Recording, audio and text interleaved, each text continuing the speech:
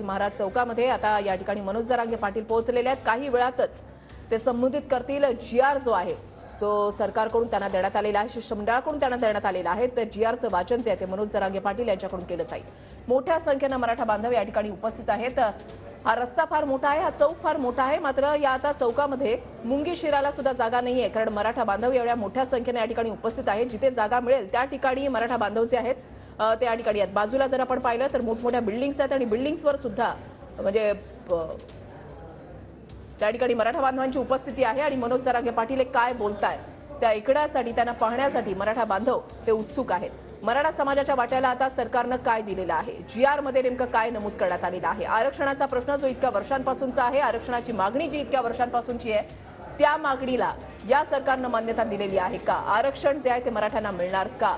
आता या सर्व प्रश्नांची उत्तरं जी आहे ती काही वेळातच जी आहे ती स्पष्ट होऊ शकतात, कारण मनोज जरांगे पाटील यांनी सरकारनं दिलेला जीआर जो आहे तो वाचून दाखवतील आणि त्यानंतर आपली पुढची भूमिका जी आहे ती स्पष्ट करणार आहे। मुंबईला आपण आलेलो आहोत, आपण आरक्षण घेतल्याशिवाय परतणार नाही असा निर्धार मनोज जरांगे पाटलांनी सातत्यानं बोलून दाखवलेला आहे।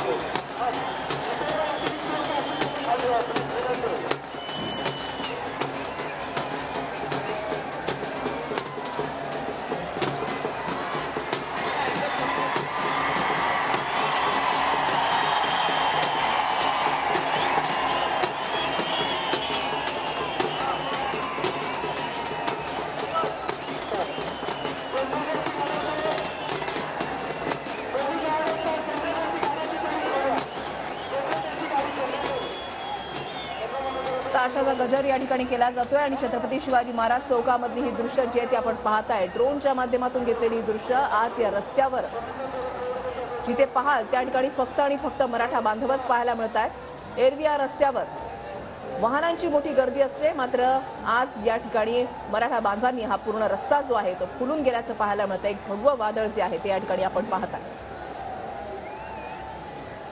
जरांगेंच्या सगळ्या मागण्या ज्या आहेत त्या मान्य झालेल्या आहेत का, सरकारकडून जीआर मध्ये आणखीन काय बदल सुचवण्यात आलेले आहेत, काय बदल करण्यात आलेले आहेत, या सर्व प्रश्नांची उत्तरं अगदी काही वेळातच मिळणार आहेत, कारण हे 3 जीआर आणि 1 राजपत्र हे मनोज जरांगे पाटलांना देण्यात आलेलं आहे अशी माहिती मिळते।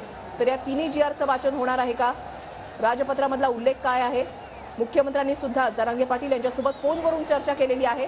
तर हा नेमका संवाद काय झाला हे मनोज जरांगे पाटील मराठा बांधवांना सांगणार का, हे पाहणं महत्त्वाचं असेल। दत्ता कनवटे आमचे प्रतिनिधी आमच्या सोबत आहेत, अधिक माहिती जाणून घेणार आहोत। दत्ता, अंतरवाली सराटी ज्या ठिकाणाहून पायी मोर्चाला सुरुवात झाली त्यावेळेपासून त्या क्षणापासून मनोज जरांगे पाटील यांच्यासोबत तुम्ही ही पायी यात्रा जी आहे ती करताय, प्रत्येक अपडेट्स तुम्ही आपल्या प्रेक्षकांपर्यंत पोहोचवण्याचा प्रयत्न करताय। मनोज जरांगे पाटील किती वेळामध्ये त्यांची जाहीर सभा जी आहे ती सुरू होणार आहे?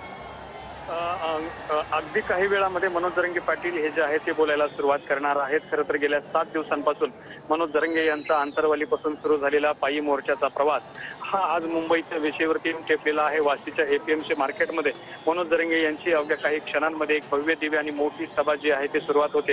ही सभा निर्णायक सभा म्हणावी लागेल, कारण सरकारच्या शिष्टमंडळाने मनोज जरांगे यांना जे काही जीआर दिलेली आहेत त्या जीआर मधला जो काही मजकूर आहे तो मजकूर आज लोकांपर्यंत जाणार आहे। तो जर मजकूर सकारात्मक असेल तर कदाचित हे आंदोलन थांबू शकतं आणि तमाम महाराष्ट्रातल्या मराठा समाजाला आरक्षण ज्यासाठी संघर्ष सुरू होता ते आरक्षण भेटू शकतं। त्यामुळे ही सभा अत्यंत निर्णायक आणि अत्यंत महत्त्वाची सभा समजली जाते आहे। त्यामुळे मनोज जरांगे पाटील काय बोलतील हे इथं या शिवाजी चौकात जमलेल्या सगळ्याच लोकांना उत्सुकता आहे। अगदी तशीच उत्सुकता संपूर्ण महाराष्ट्रातील नागरिकांना सुद्धा लागलेली आहे। मनोज जरांगे नक्की काय बोलतील, जीआर मध्ये नक्की कुठला मजकूर आहे, मराठा समाजाला आरक्षण मिळालेलं आहे का संघर्ष आणखीन बाकी आहे, या सगळ्या प्रश्नांची उत्तरं मिळणार आहेत आणि हेच ऐकण्याची उत्सुकता इथे जमलेल्या सगळ्या लोकांना सध्या लागलेली आहे। आणि अवघ्या काही क्षणांमध्ये मनोज जरांगे बोलायला सुरुवात करतील। खरं तर मनोज जरांगे 12:30 वाजता शिवाजी महाराजांच्या या चौकात दाखल झाले होते, मात्र टेक्निकल अडचणी असल्यामुळे साधारणपणे 1 वाजता मनोज जरांगे यांनी ही सभा 2:30 वाजता होणार असल्याचं जाहीर केलं होतं। तेव्हापासून मनोज जरांगे आतापर्यंत समोर असलेल्या मंचावरती बसून असल्याचं सुद्धा आपल्याला पाहायला मिळतंय आणि अवघ्या काही वेळामध्ये मनोज जरांगे या सगळ्या नागरिकांना जे आहे ते बोलायला सुरुवात करतील। नक्की ते काय बोलतील, त्यांना कुठली आश्वासनं मिळालेली आहेत, या सगळ्या प्रश्नांची उत्तरं अवघ्या काही क्षणांमध्ये मिळतील. मात्र मराठा समाजाचा आरक्षणासाठीचा हा जो संघर्ष आहे तो गेल्या 5 महिन्यांपासून हा संघर्ष सुरू आहे. 29 ऑक्टोबर रोजी मनोज जरांगे हे उपोषणाला बसले होते आणि त्यानंतर मनोज जरांगे यांच्यावरती साधारणपणे 2 तारखेला लाठीचार्ज सुद्धा झाला होता. त्यानंतर या आंदोलनाने संपूर्ण महाराष्ट्रव्यापी रूप धारण केलं होतं. त्यानंतर मोठी सभा सुद्धा झाली. मनोज जरांगे यांनी अनेक दौरे सुद्धा केले. पाण्याशिवायचं सुद्धा मनोज जरांगे यांनी एक उपोषण केलं होतं. त्यानंतर मनोज जरांगे यांना संपूर्ण महाराष्ट्रातून लाखो मराठा समाजाचा पाठिंबा वाढत गेला. त्यांच्या दौऱ्यांना सुद्धा लाखो मराठा समाजाचा सुद्धा पाठिंबा वाढत गेला. मात्र तरीही प्रश्न सुटत नसल्यामुळे मनोज जरांगे यांनी 20 जानेवारी रोजी मुंबईवरती मोर्चा काढण्याचं निश्चित केलं होतं. त्यानुसार त्यांनी 20 जानेवारीला सकाळी 11:30 वाजता आंतरवाली सराटी इथून मुंबईच्या दिशेने चालायला सुरुवात केली. सुरुवातीला त्यांचा दौरा शहागड, गेवराई, पाडळसिंगी मार्गे पाथर्डी वरून नगर जिल्ह्यात आला. त्यानंतर पुणे जिल्ह्यातून लोणावळ्यातून आज हा दौरा जो आहे तो मुंबईमध्ये पोहोचलेला आहे आणि या ठिकाणी येईपर्यंत संपूर्ण महाराष्ट्रातून वेगवेगळ्या ठिकाणचे लोक त्यांना सामील झालेले आहेत.